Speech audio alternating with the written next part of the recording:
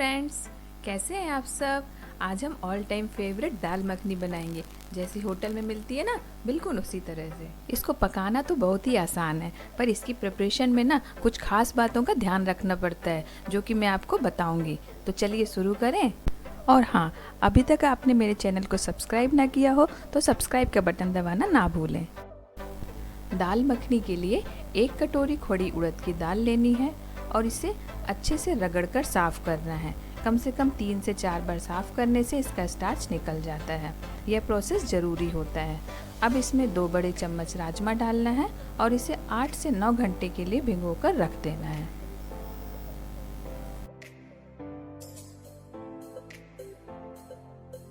तो आप देख सकते हैं ये दाल भीग कर तैयार हो गई है।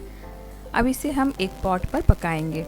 आप चाहे तो इसे प्रेशर कुकर पर 5 सीटी आने तक पका सकते हैं। पॉट पे पकने में लगभग आधे घंटे का समय लगा है और ये दाल बिल्कुल पककर तैयार हो गई है और ये बहुत ही सॉफ्ट है।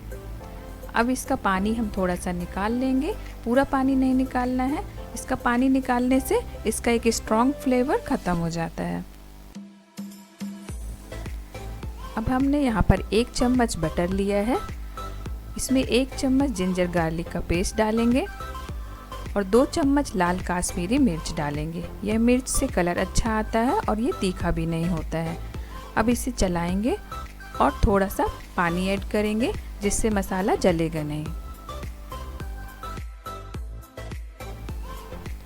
अब इसमें हमें लगभग 1 कटोरी टोमेटो प्यूरी डालना है और इसे 1 मिनट तक पकाना है।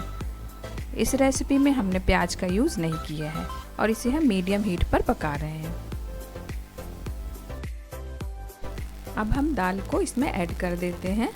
मैंने यहाँ पर पानी का यूज़ नहीं किया है। एक अच्छी दाल मखनी की खासियत यह होती है कि इसे आराम से पकाया जाए। इसे पकाने में हमें जल्दबाजी नहीं करनी है, तो इसे हम आराम से 20 मिनट तक धीमी आंच पर पकाएंगे। और इसमें हम थोड़ा सा नमक डाल देते हैं स्वादानुसार।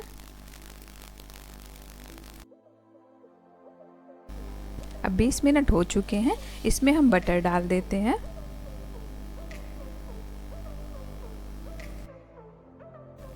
दाल मखनी का जो मेन इंग्रेडिएंट होता है वो है क्रीम।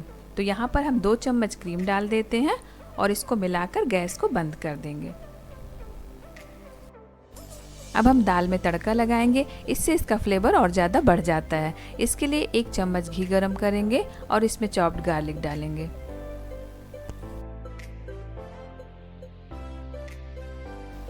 तो इसे मैश कर लेते हैं और हमारा दाल मखनी बनकर तैयार हो गया है।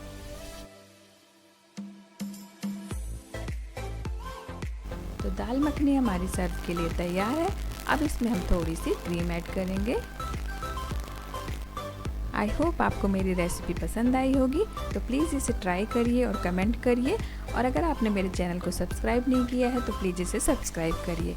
Thank you for watching.